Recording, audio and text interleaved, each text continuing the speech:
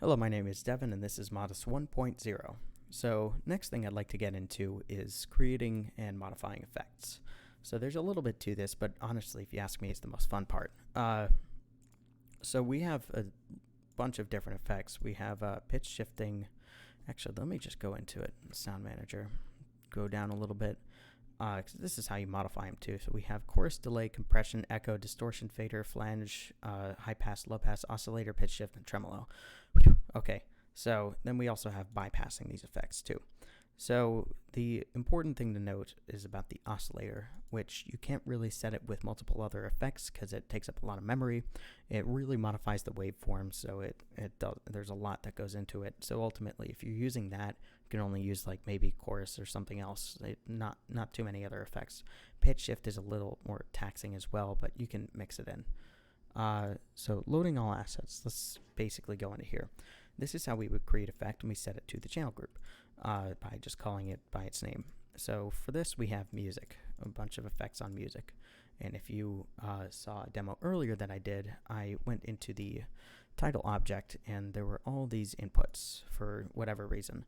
I set the bypass on a few of these effects right here and play the title song that is playing out.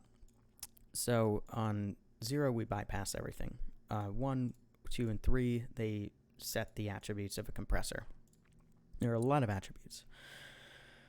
So 4, 5, 6, 7, they modify tremolo, distortion, pitch, shift, and echo, respectively. And you can change these attributes through here. Releasing them bypasses them. So you can basically DJ with this, which is a little fun thing that I did. Anyway, I'm going to get into showing it. So that's it with the compressor on, bypassed. 2 different types of compressors. 3, 2, 1. Bypassed. Ready for tremolo? 4. There. 3, compressor because distortion gets a little loud. And then next thing, that's a pitch shift. That's an echo. Now, the way I did that, I just kind of like played on the compressor, so the volume really went down. There's like no gain on it, but ultimately you can still hear it. This is how the echo works. And now we're back to normal. Alright, so now that I've demoed that, you can really see how the effects are modifiable.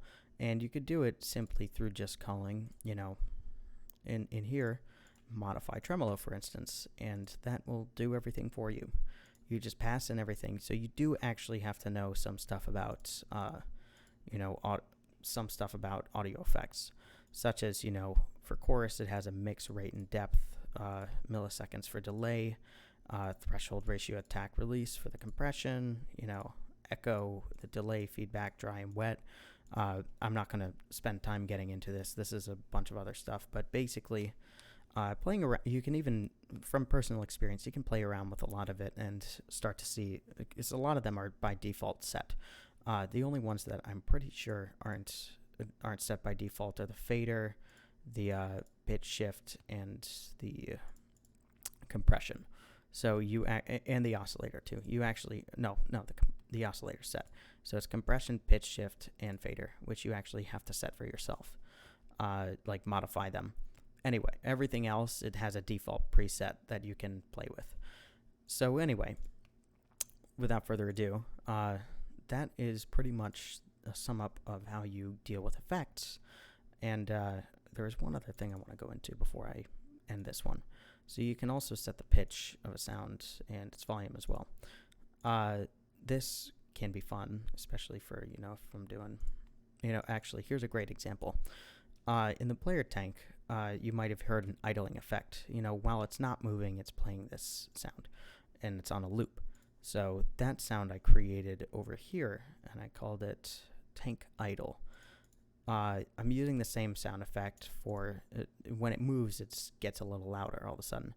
So I created this init movement, and basically that sets the pitch of the idle sound to be a little higher and changes the volume.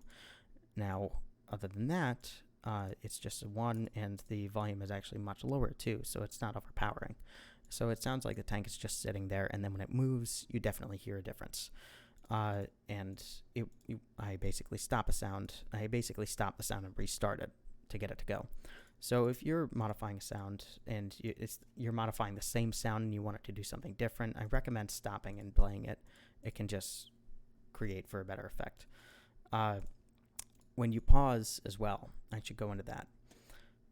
The pause menu is a great example for this. So when you want your sounds to stop, like you pause the game and you want them all just to not play anymore, you just set them to stop all sounds. You just call that. Some sounds can't really be unpaused. It's not a feature yet, but stopping all the sounds, for instance, there.